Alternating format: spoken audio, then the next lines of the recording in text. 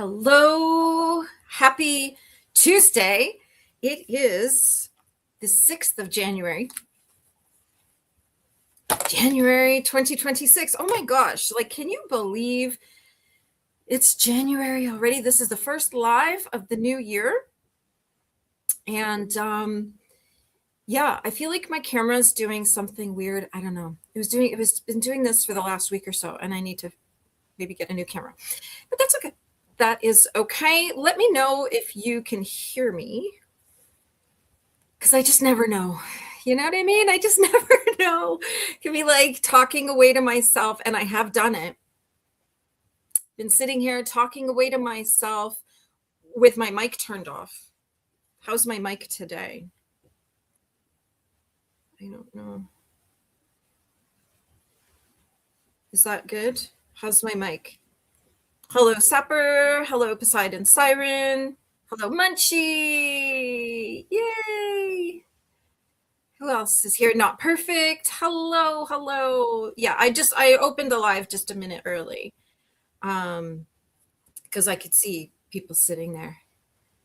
So, yeah, I know. So I hope you're feeling better soon, Munchie.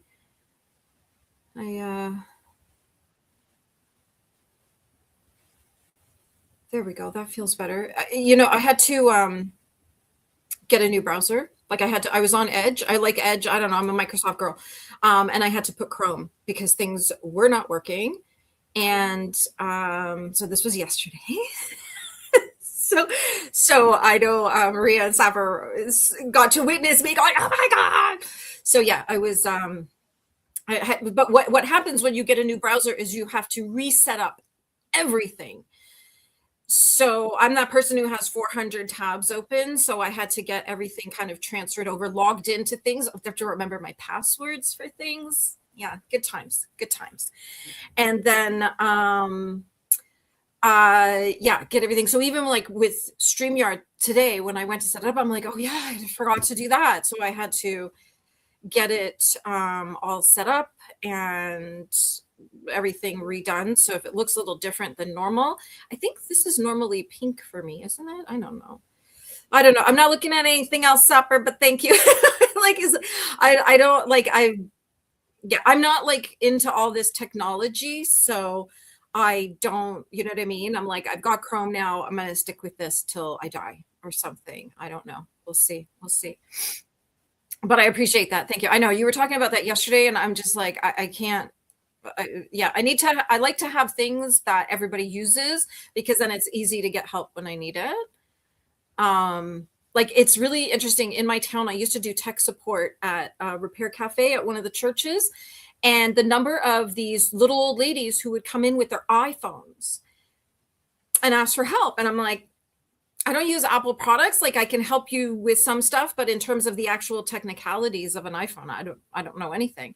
And they're like, well, my son-in-law got me set up with it. And I'm like, okay, well, talk to him, and they're like, well, he lives in a whole other country. And I'm like, the next time you buy a phone, buy the same phone that all your friends use, because then they know how to use their phone. They can help you use yours, right? When I started my podcast many years ago, I asked around other podcasters I knew and said, what technology are you using? I used what they use so that they could help me. Yeah, there we go. Andrea, how are you today? I hope you're having a good start to the Gregorian New Year. You and I will be waiting for April 1st. Yeah. Phone is 6 years old. Yeah. I like, when something works, I just keep it. I don't need it to be super duper. I'm not that person who's on top of all the newest technology and things like that. So I only buy a new phone when my phone just will not work anymore. Like, it's just on its way out. The last time I got a new phone was a couple years ago. And the only reason I replaced my phone is because I had dropped it so many times, it smashed. I had the weirdest time that Christmas. I lost my Ray-Bans, smashed my phone all on the same day. Yeah, it was just...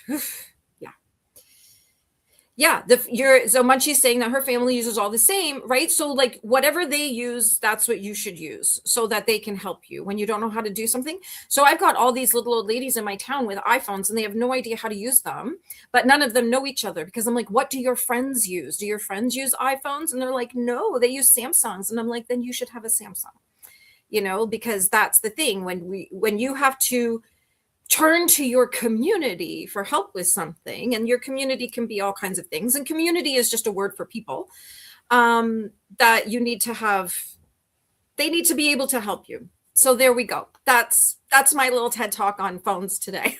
There we are. Buy one every year, 2 phones up in the bathroom. Oh yeah, if you drop your phones, I was terrible when I first got like a smartphone. I was terrible for keeping it in my back pocket, and it ended up in the toilet a number of times. So, but this is back when it was just the battery. So you would just take out the battery, go to the store, like the cell phone store, and they would just replace the battery and you'd be fine.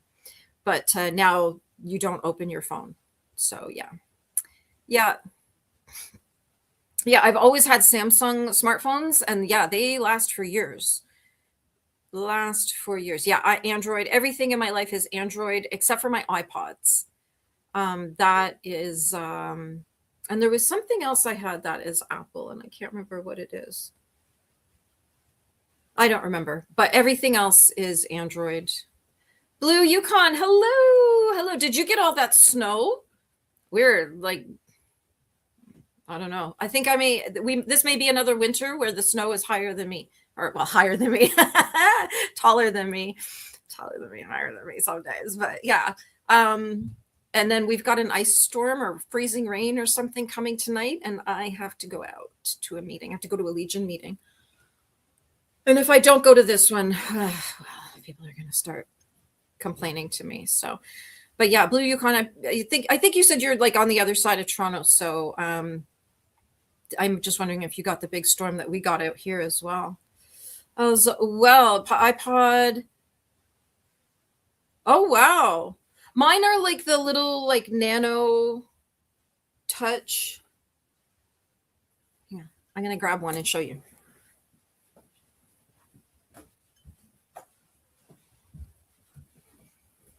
This is the kind that I like. So I have a whole bunch of these.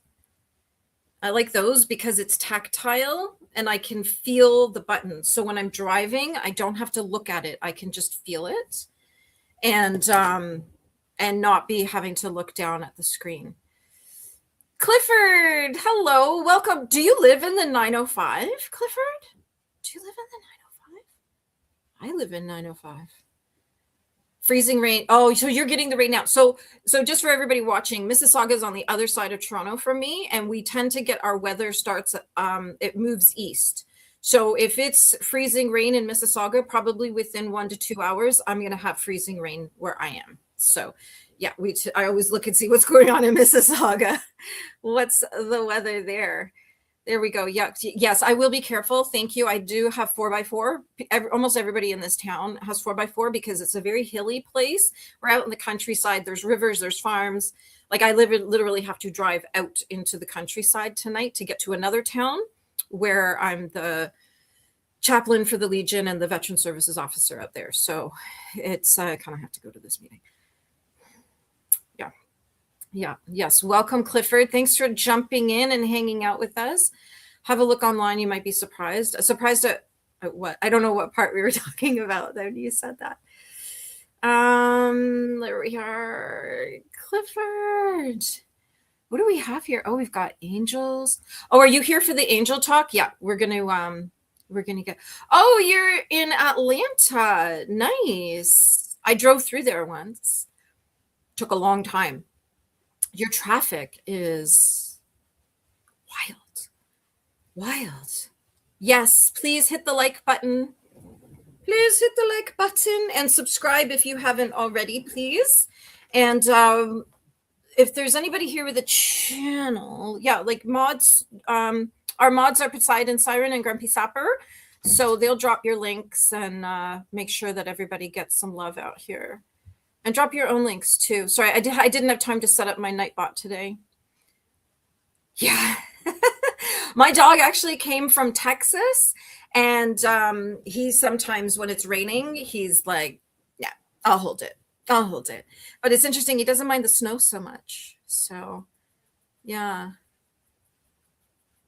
Yeah, the traffic in Atlanta. I'm like, how do you people get anywhere?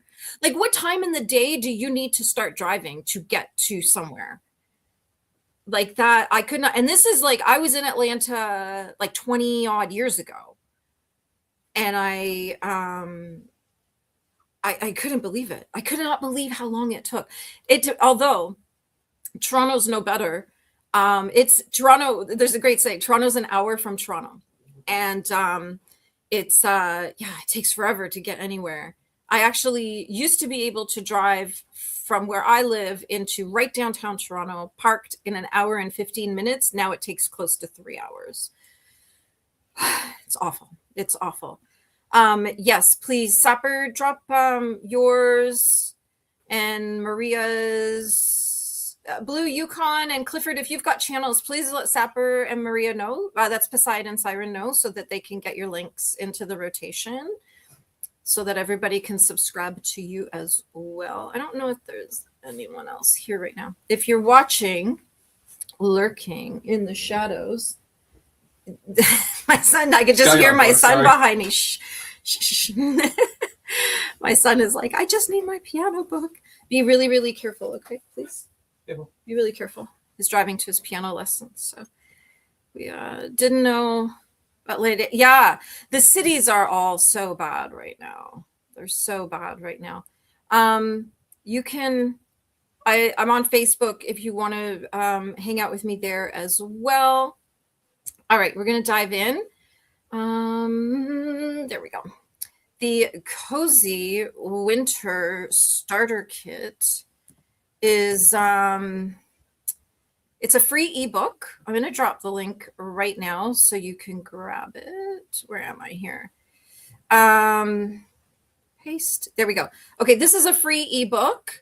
And it's got some little rituals in it for you just to embrace the winterness, some intention to your day. It's quite empowering. It's free. The link is there. There, I just dropped the link there. Grab it. It's also on my community page. It's on my Facebook, everywhere. So you can, yeah, it's free and it's a lovely little book. I don't know who here has, well, I think Munchie got it the other day. Did you not? I can't remember. And you'll, it's just a nice little winter magic, little rituals of intention every single day, and for 7 days. And you can repeat them every day if you want. So feel free to grab that. What do we have here? Clifford's saying, if you come from Henry County, Clayton County area to make it through to be on the job site at 7 to 9, an hour for 7. What's that? If you're coming from Henry County, I don't know the areas around Atlanta, but to make it through to be on the job site at 7 to 9, an hour for 7, 3 hours.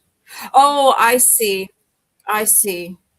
So if you got to be there for 9, it's going to take 3 hours. Okay. Yeah, I get that.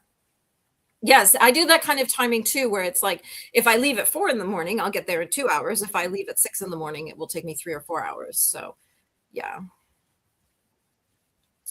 Yeah. Will it work over here? Will what work over here? Yeah, that is, the traffic in Atlanta is really crazy. You've been, oh, okay. Yeah. Yeah. We'll just have a little peek at it. I just need somebody to say how awesome it is. That's all. Do you want to feel it? Oh yeah, listen, feel free. This is a free-for-all zone. We're here to chat. We're here to learn. I've got a little presentation coming up on biblical angels. Yeah, kind of cool topic. And then some things to share with you about my life. But yes, please chat. Please. Absolutely. What do we have here? Yeah, that's a tough commute. Oh, Jim Terry. Is that who you were hanging out with the other night, Michelle? Were you at the bar? Is that like Jim Terry that you go see like in the band? Because I'm like, I don't know if it's the same Jim. That's where I'm just like, how many Jims are there? I don't know. Yeah, Jim Terry, he's funny though. I kinda at first I was like, "Hmm," but he's really grown on me actually. He's really grown on me. That Jim Terry, yeah, yeah. It's 57 out. I don't know what that is in Canadian. That's probably 57. Oh, that's not too bad. 57 would be like 13 Canadian. Oh, that's like shorts and t-shirt weather. Um, oh my gosh. Jim Terry. Oh no, okay, that's Jimmy. Okay, so there's two different people. Got it. Got it. But Jim Terry kind of cracks me up. Oh, yeah. That's like the Toronto Blue Jays. Like, I know I'm going to be 3, 4 hours trying to get home from a Blue Jays game down in Toronto. Yeah. So I also have the Winter Magic Experience. And this is a 14-day experience. There's a Facebook group, there's emails, there's 3 Zoom calls, and there is Voxer voice note drops with rituals, journal prompts, meditations. There's all kinds of things. I've just it's all built, and now I've been working on the bonuses because I'm like, I can't just give you what I've got planned. I've been creating like 5 or 6 different bonuses that will be going in. And the bot just dropped the link. It is $28, and you can, when you go to this link, there, you just fill in the form, and then it will take you to the page for how to pay it. And then if you don't pay it, I will email you and remind you to pay it. There you go. So yeah, this is gonna be cool. We're gonna start on February 2nd, or when we have 10 people. I believe we're at 4 right now. So as soon as we get to 10, we're gonna start. Even once we start, you can still jump in because it is lifetime access and you'll be able to enjoy all of this forever. This is the first in a series. I do plan to do spring, summer, and autumn as well. So if you want the full experience for the whole year, then this is it. And it's only $28. It's like super, super affordable for everybody. I am going to run it next year as well. It'll be a bigger program. It'll cost more, you know, but there'll be more stuff in it and more upgrades and things like that. So by all means, and this link is everywhere as well. It's on my Facebook, it's in my community page and everything. So Jimmy and JT are 2 totally different people. Thank you. When all your friends have the same names, it gets a little confusing. And I was just like, I don't know what's going on. I don't know who's who. Right? Like at first I was like, dude, who are you? And now I'm like, kind of enjoy them. I kind of enjoy them. Yeah, they're funny guys. Yeah. And Johnny Yarsborough, I think. I got a membership. I got a membership to his channel, which is kind of fun. There we go. Okay. All right. So just a few things. I got this, actually, you know what? I'm going to talk about the book I'm reading right now. Theo of Golden. This is, there we go. This is, I just started it. I'm about a quarter of the way through. It's so beautiful already. It's so beautiful. I can see why everybody's raving about this book right now, because I kind of can't put it down. And it's not a thriller. It's not one of those fast-paced books. It's just lovely. And it's about this old man, and he comes to this little town, and he starts buying portraits from a cafe. And the artist has got his portraits on the wall of people in the town, and he buys them, finds the people, sends them a letter inviting them to come and get this portrait that he wants to give them as a gift. But his goal is to just get to know the person. He talks about, he drops some little breadcrumbs where he's like, the plan is working. And I'm like, oh, there's something bigger going on here. It's giving me vibes of that book, The First Phone Call from Heaven. It's like that kind of vibes. I think the author is Mitch Albom, I think is his name. The First Phone Call from Heaven was another really, really lovely book. So that is what I'm reading right now. I recommend it. I'm really interested to see where this story goes, which is why I'm kind of like not able to put it down, even though it's not the kind of book I would normally read, but everyone was raving. So I was like, well, I better. And I don't want to be left out. I don't want to be the one person who didn't read it. Yeah. And on my needles right now is my version of a Sophie scarf. I am making a whole bunch of these to give out to the women going to the convention from my riding. The conservative convention's in a few weeks. I fly out on the 28th. So in 22 days, oh my God, in 3 weeks, I better start packing. I better start organizing myself. And so I made these scarves for going, and they're blue, like, you know, conservative blue. And you can see that there's an increase. And so you wear it like this, right? And then you tie it up. This one is actually for this little tiny person. She's the EA for our MP. And so I made hers actually smaller, proportionally smaller, because she's even tinier than I am. So, oh, when she's saying she read the ending of the book first, don't spoil it for me, please. Or we'll never be friends again. But yeah, so I'm making these scarves. I think I've made 5 or 6 now. So I am getting those done and ready. And then I just have to weave in the ends, package them all up nicely, tie them all up pretty to give out to everybody probably next week. So that's what's on my needles right now. And I got this super cool calendar. I'll put it up. The picture's not great, but here it is here. And it's a bucket list calendar. And so each month, here's January. And what I'll do is I'll take this down, is it has things to do. So have a cozy movie night. What's this one? Visit a local store you've never been to, have breakfast for dinner, things like that. And then what you do is, because it's just a regular calendar, there's a sticker page. This is my favorite part. A sticker page with the stickers that coordinate. Let me see if I can do this. So there's like have a movie night at home. Like there's all, and so it gets you through the whole year. Let me see if I can see. Where's the breakfast for dinner? Oh, there's breakfast for dinner right there. You see, there's like pancakes and bacon. Anyway, I thought this was a neat idea to kind of get me out of the house, because I tend to stay home. Like I admit I stay home too much. And so I thought, well, this would be kind of a neat way to have memories. And so I'm probably not going to complete this year. So what I thought what I would do is just simply put it, like when I complete something, put the sticker on the date.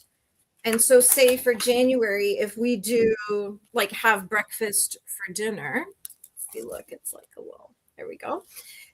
Then I'll just write the date here that we completed it, and then just pop the sticker on the day, and then use it over the course of a few years, because I'm probably not going to get to all of these things in the next couple of weeks. But anyway, I thought that was a neat idea. If you want the link to it, let me know, and I'll send it to you.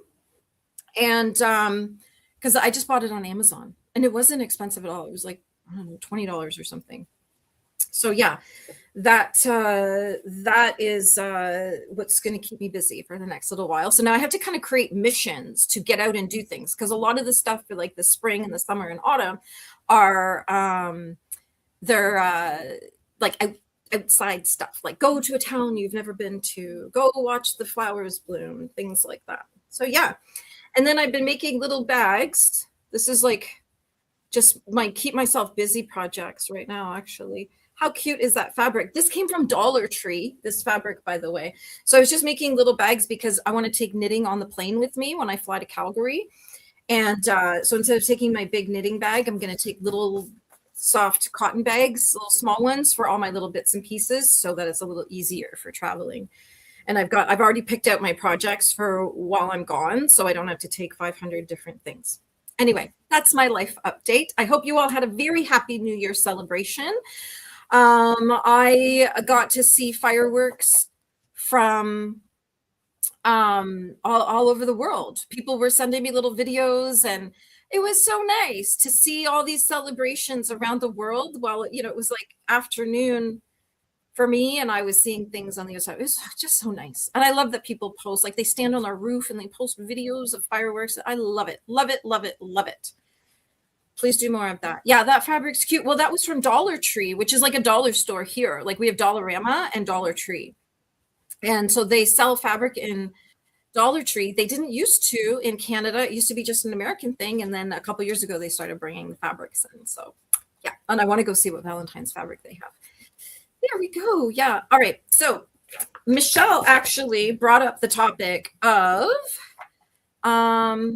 you didn't know Dollar Tree sells fabric. Yes, usually seasonal fabrics. So it comes in like it's like rolled up with paper around it, and you see it like at Christmas time, Halloween, like times like that. So this was from their autumn collection last year, I believe.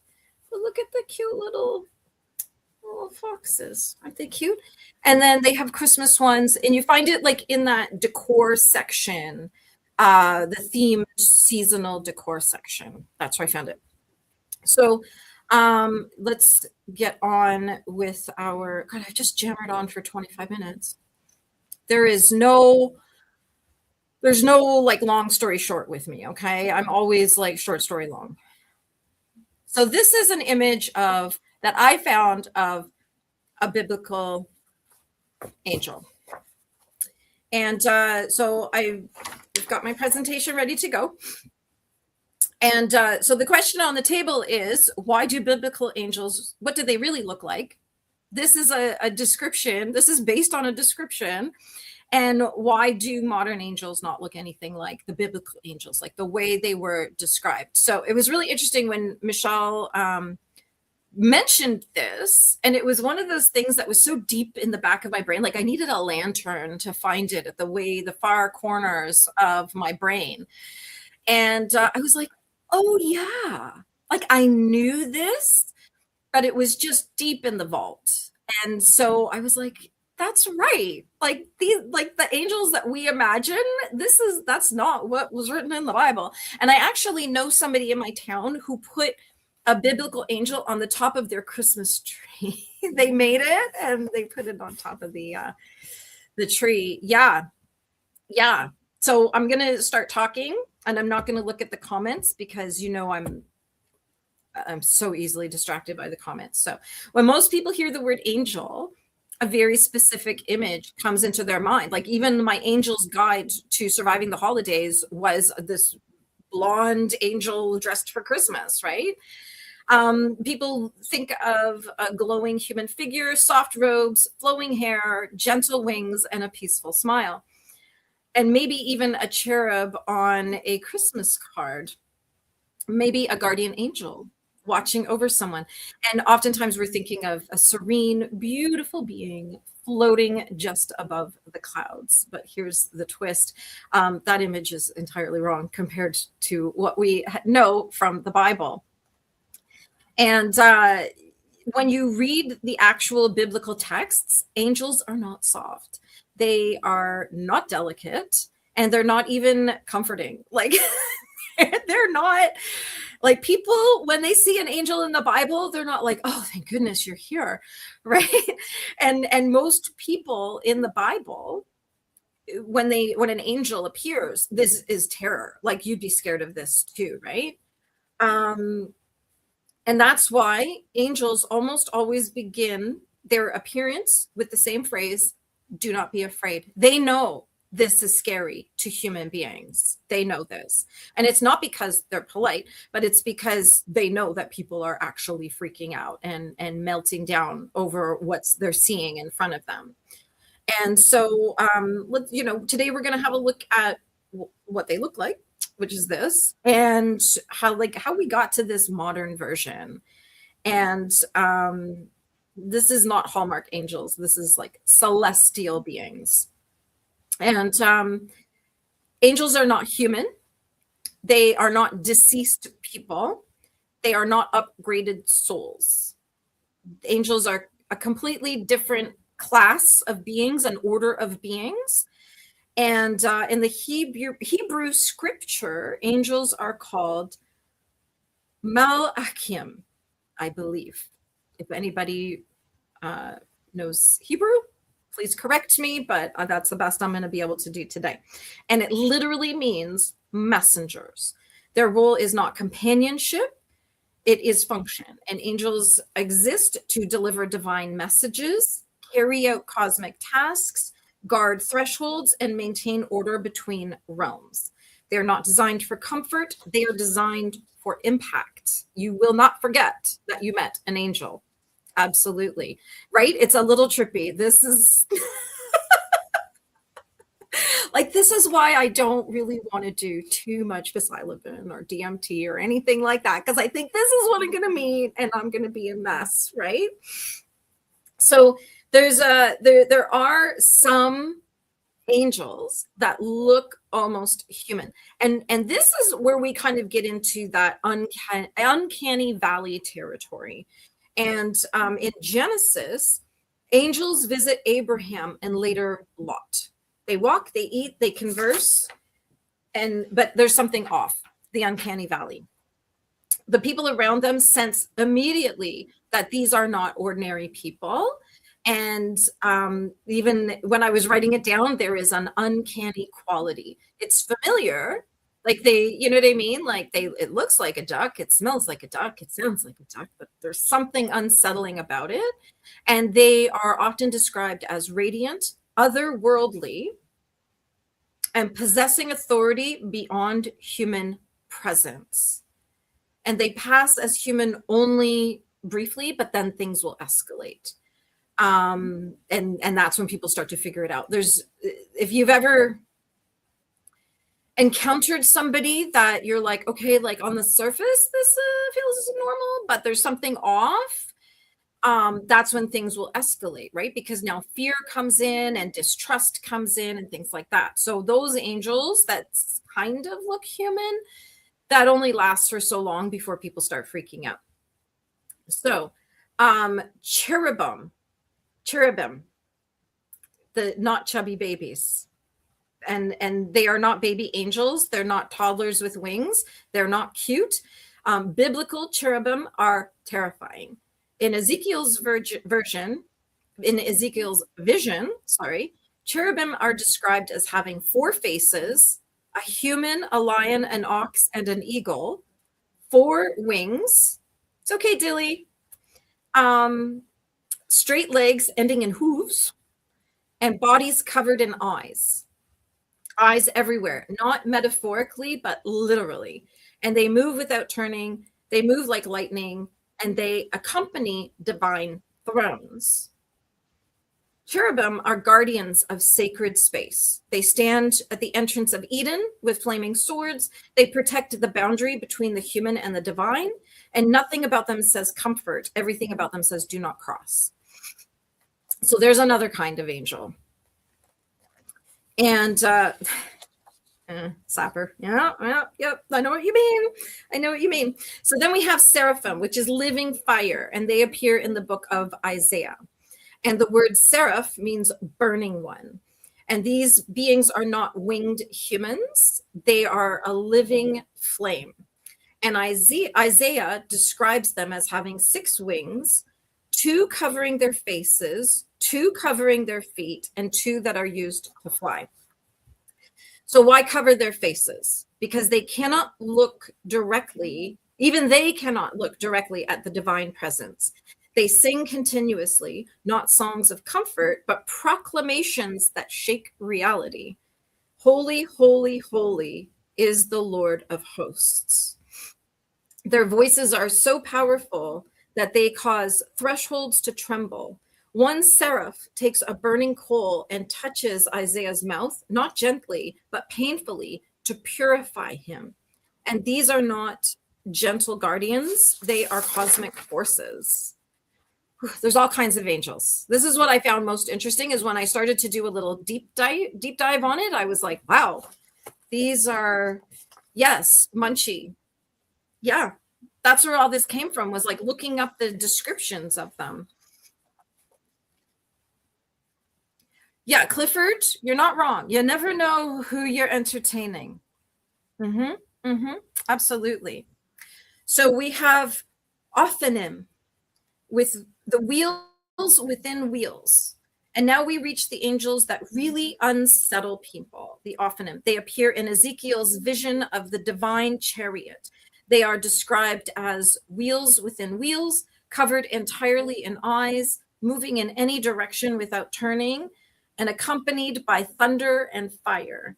They are not humanoid at all, and they are living mechanisms. They are sentient motion, sacred geometry animated by consciousness.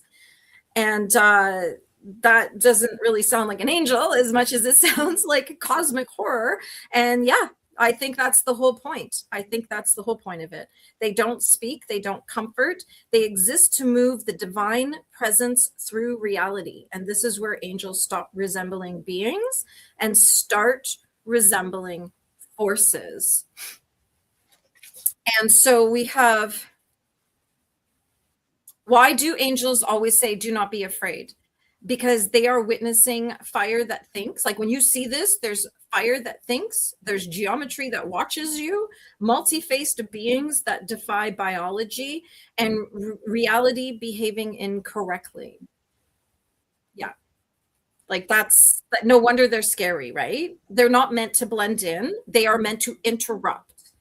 When we hear the stories, it's always a moment of crisis, trauma, something that the angel appears. Like it's always a big moment.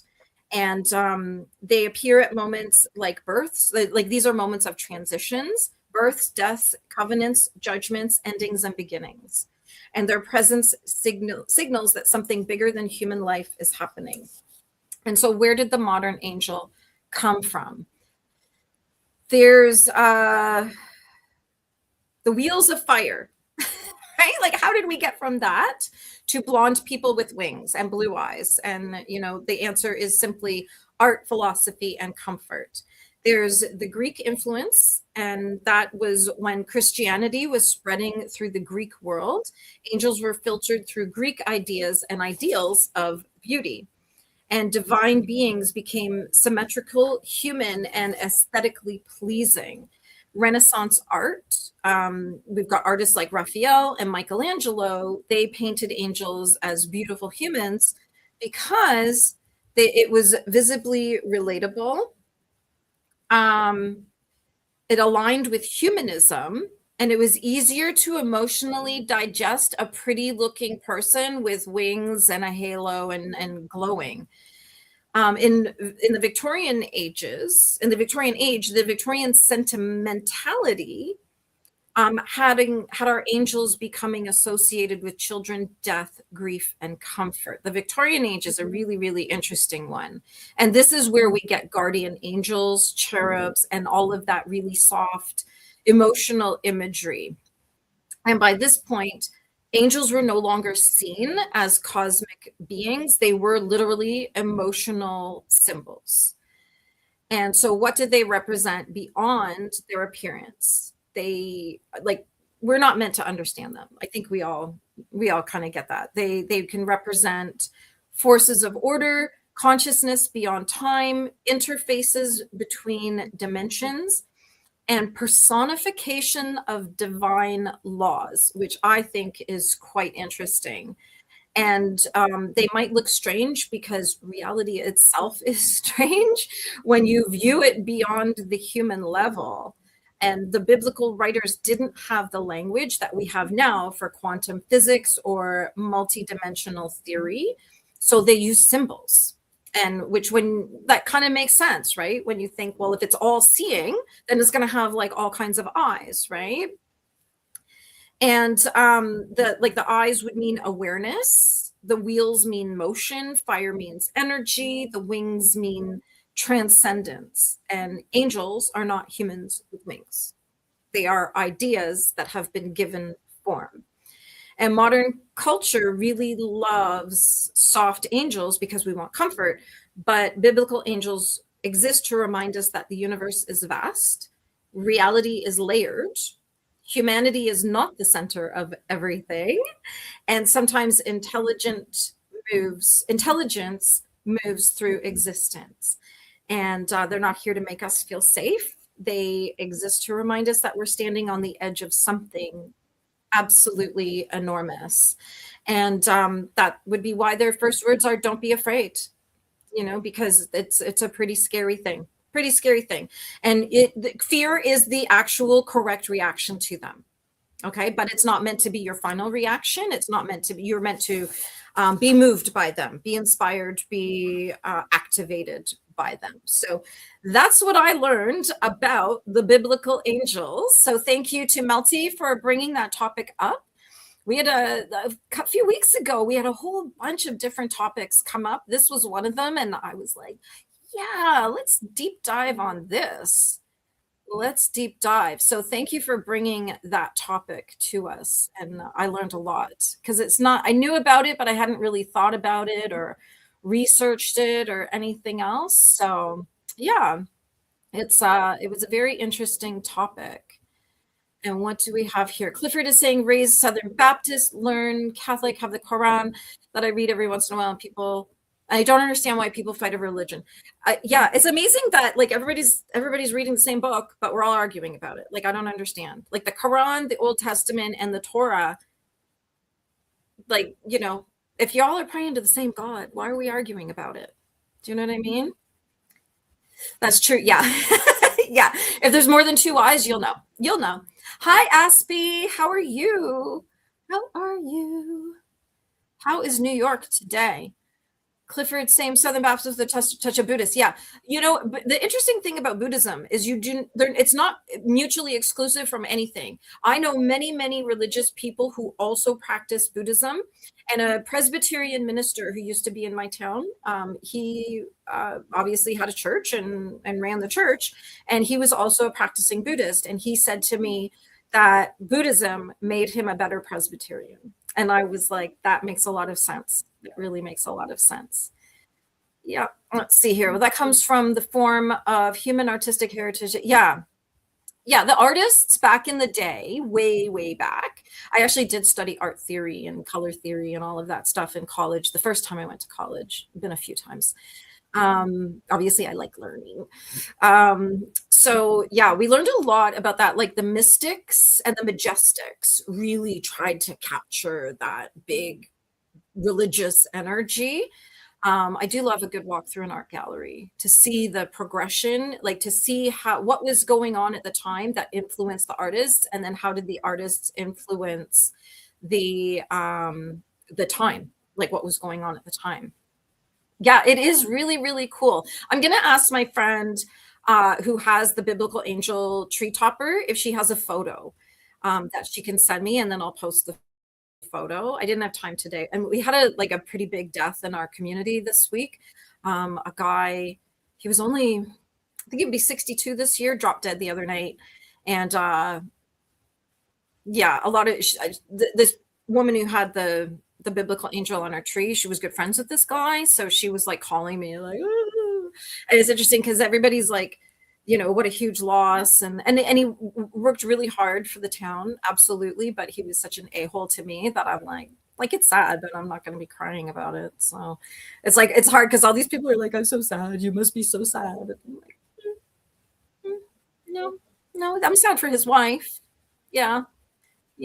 Of course. What other topics we have coming up? Ley lines is another one, and the sequences, the Fibonacci, I think that's called how you say it. I learn things by reading, so I don't always know how to say them.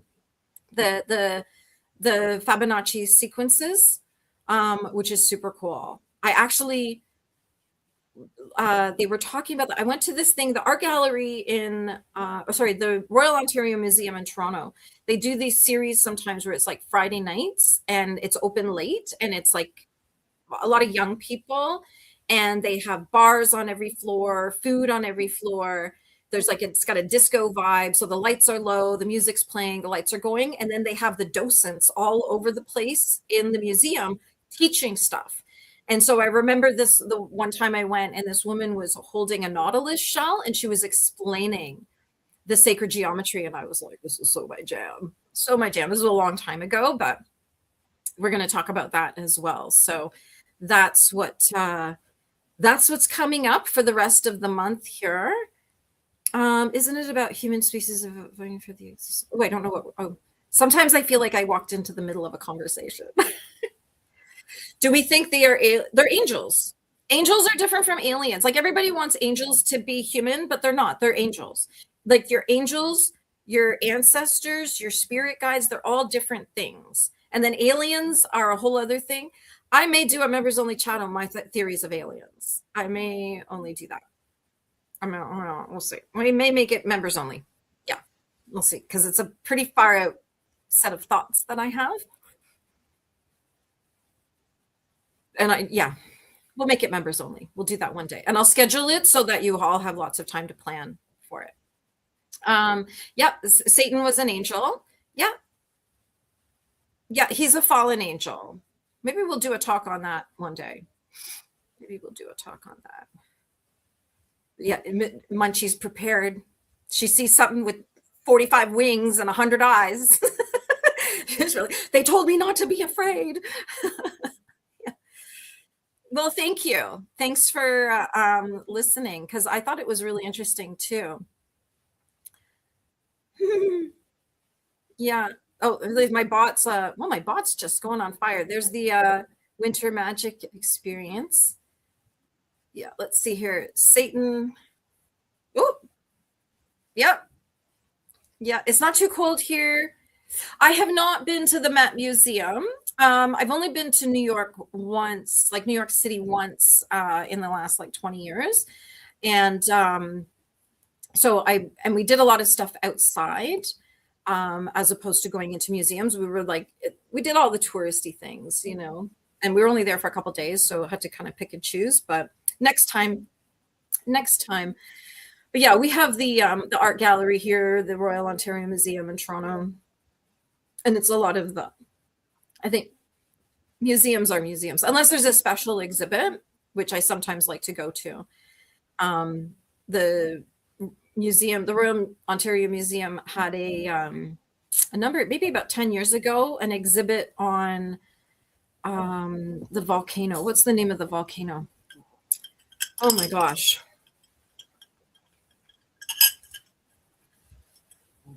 I can't remember the name of the volcano.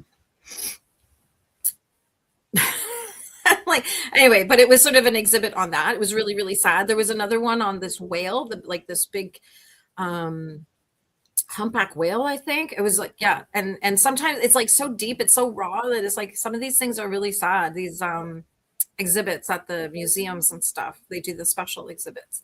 Yeah. Yeah, we're going to talk about sacred geometry and like 1.33 and all of the things and all of the shells, everything. We're going to talk about all that. That's a whole other show. And I'm really looking forward to it. I got a lot of research to do on that one. Yeah, I think the thing about miracles is we're not meant to understand them. Yes. Every time I look at that, I'm like, that's divine perfection right there. That is divine perfection. Yeah, the spiral. 1.33. Yeah, 2 dogs. Oh, you have to leave. Your dogs are doing your head. Oh dear. Okay, Dilly, you hang in there. I hope everything's okay in your world. I hope you had a good New Year. Oh, it's okay. You don't worry about Googling them. I will, and I'm going to do all the research and then present it for everybody. So I'll explain everything when we do it. See, like I just did today, like I do every time. Yeah. Yeah. Take care, Dilly. Yeah. Oh, it's okay. It's okay. Thank you, Pompeii. Thank you. See, I have brain farts too. Sometimes I'm like, the words aren't coming. The words are not coming. Pompeii. Yeah. So there was an exhibit there on Pompeii, and it was really haunting. Really, really haunting. I went to see the exhibit on the architects of Auschwitz. That was a tough one to go to. It was all white, and you go from room to room to room, and it shows like the the buildings, and it talks about, how they were built, and it it was just haunting. I remember being in there and it was silent. No, you couldn't like all you could hear was people breathing. And I think people were really trying hard not to break down. Anybody that I know who went to see that same exhibit, they're like, yeah, I had to go to the bathroom and cry. Um, but because it wasn't about what took place there, it was about the people who built it. They knew what they were doing. And that was the whole underlying premise of this exhibit and everything that happened there. It was, yeah, it was really deep and powerful. Absolutely. And then I saw another one there. I really love going to the museum because I love learning. And it was on the history of funeral service. And that was really interesting too. Obviously, to me, that was super, super interesting.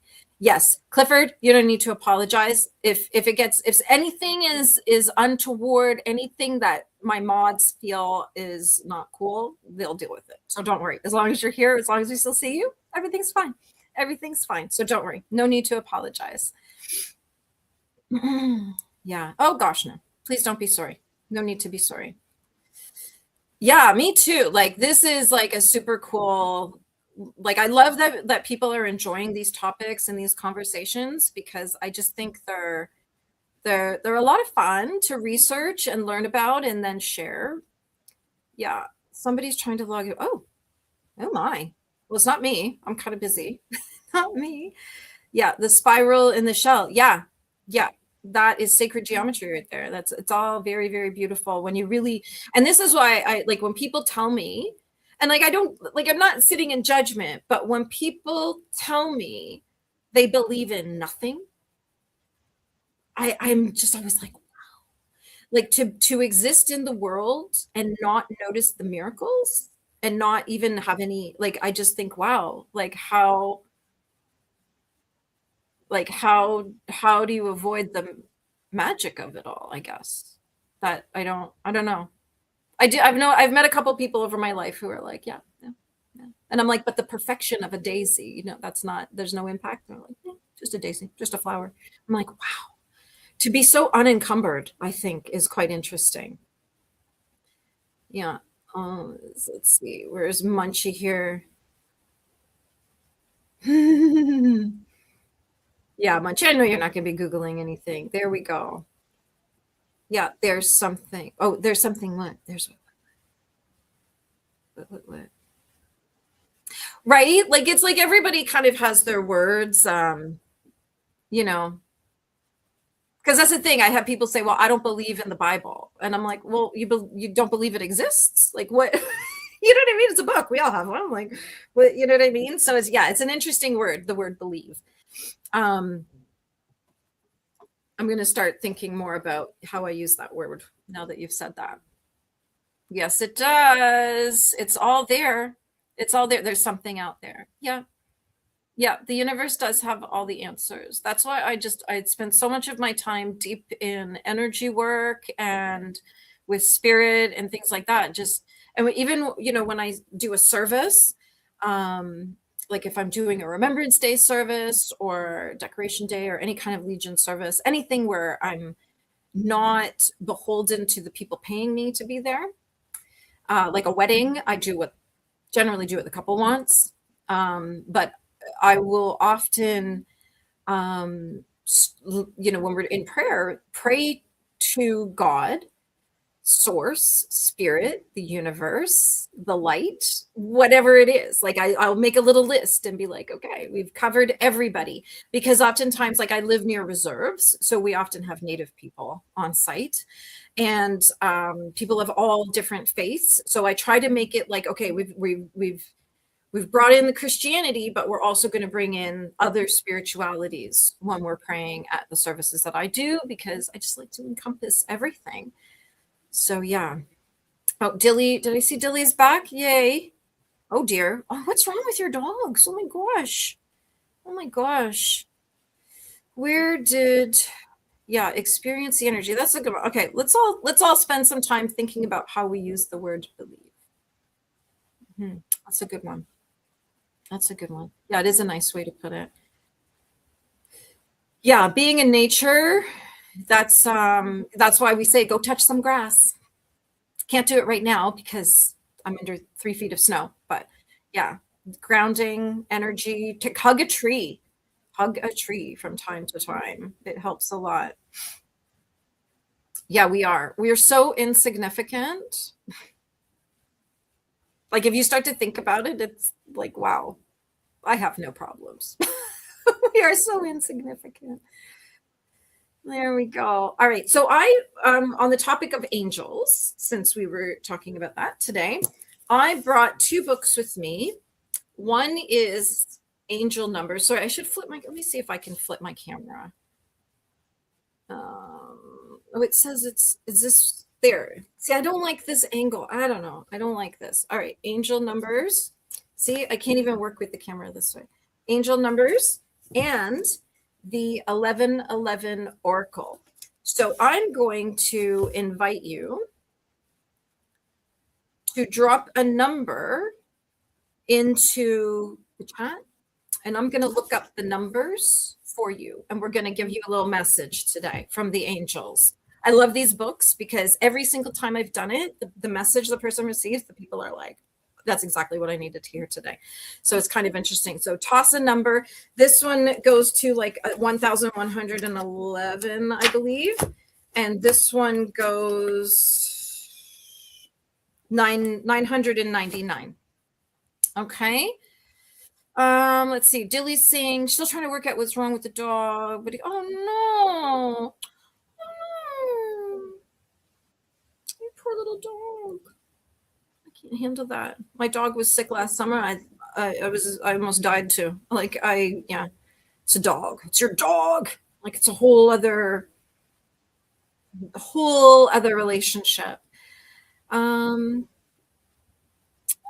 I love that. So Maria, Poseidon Siren, is saying she always thought of the sea as her church, where she goes to get in touch with things. Yeah, if sitting by the water, if sitting by the ocean, the sea, if that is calming, if that helps your central nervous system, if that's where you can like feel centered and feel relaxed, because that's when we're in that state that we can connect with the divine.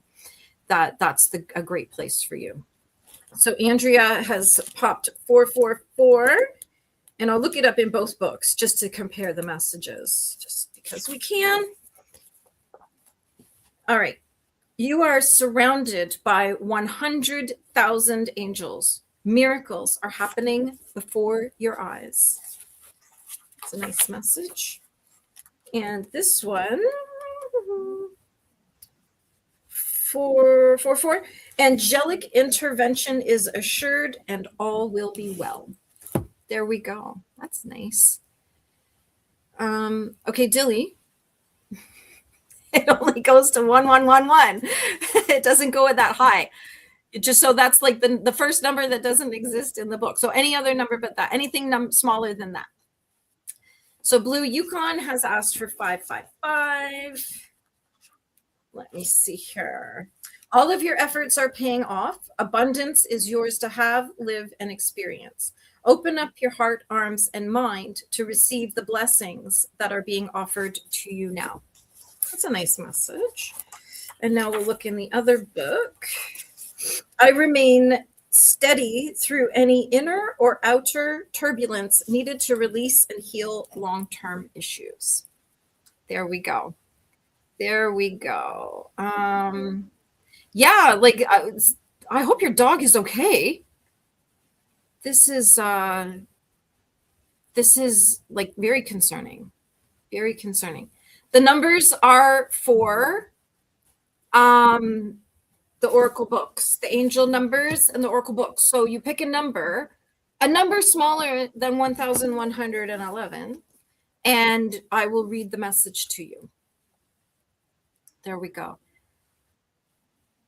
Oh, the dog's not eating either. Okay, so you don't want a message. Great.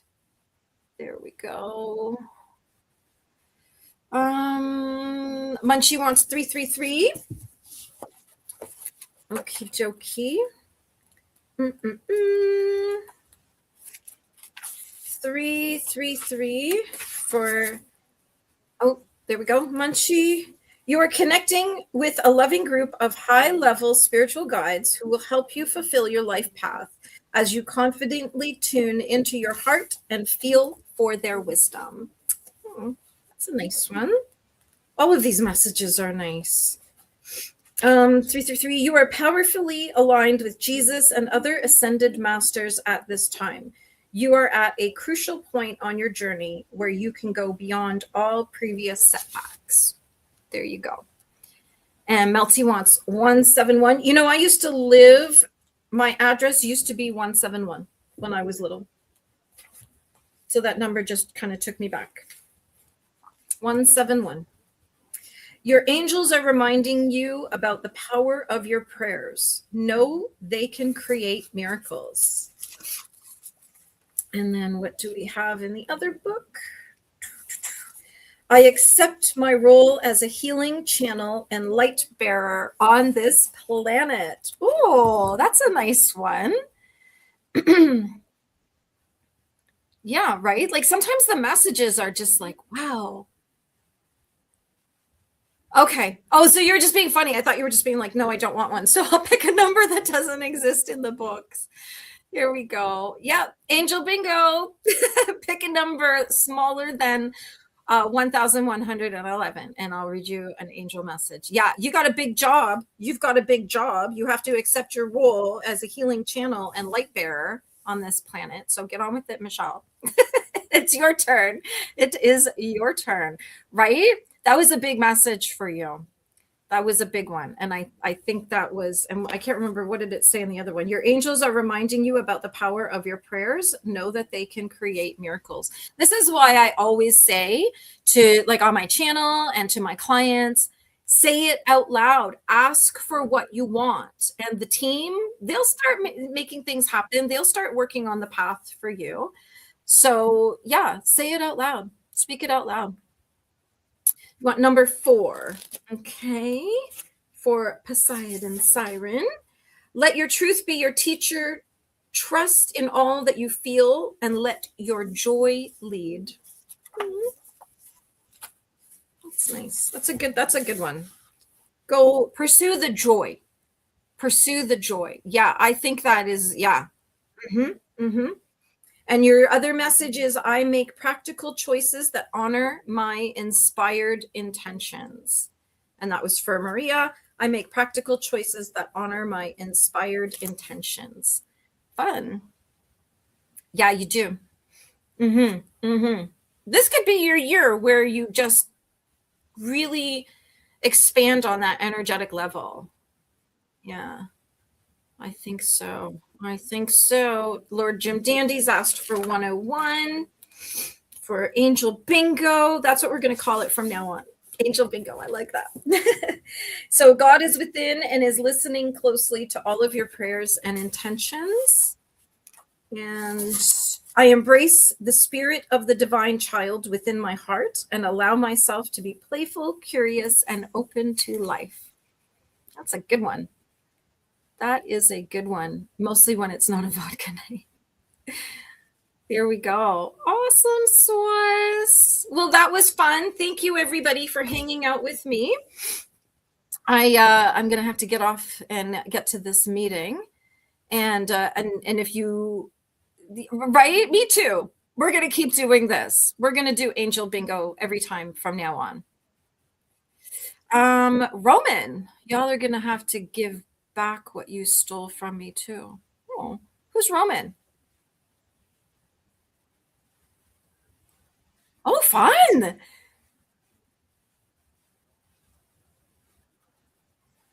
What's this? Does anybody know who this is? Does anybody know who this is?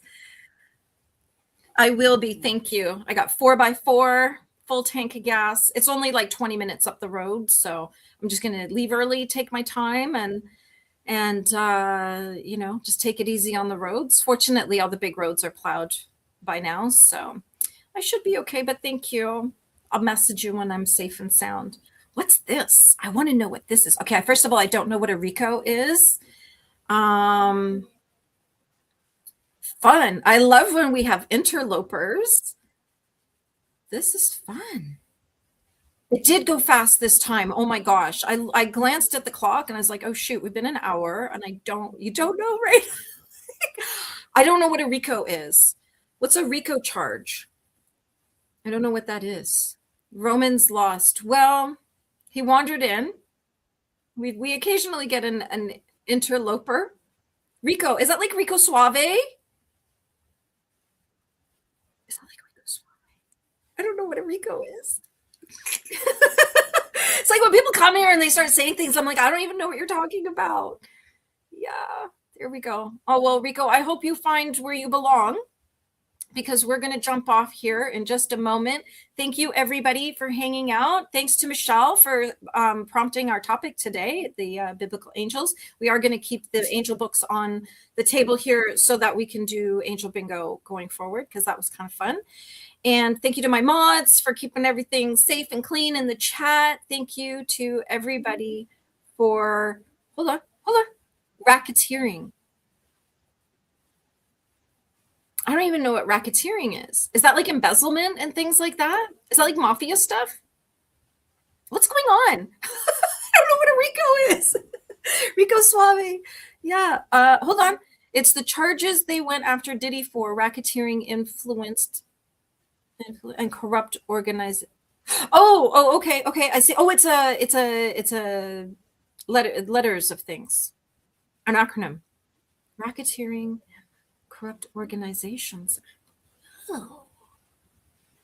Well, I mean, that's an American thing, obviously, so I'm good. We're the mob now, right? Melty's Mafia. All right. Thank you, everyone, including our friend Rico Suave, for jumping in. I'm going to head out and get myself sorted for this meeting tonight. And I'll see you all on all your lives and everywhere else. And I will be back next Tuesday at the same time for more. Yeah, well, I think you're already in the mob. I think that's it. I think you got jumped in or something. You know, get your patch or whatever it is. I hang out with bikers. They get patched in. So yeah. There we have it. Thanks, everybody. Have a great evening. We'll see you later. And think about me in the basement of a Legion with a bunch of old people. Take care. Bye.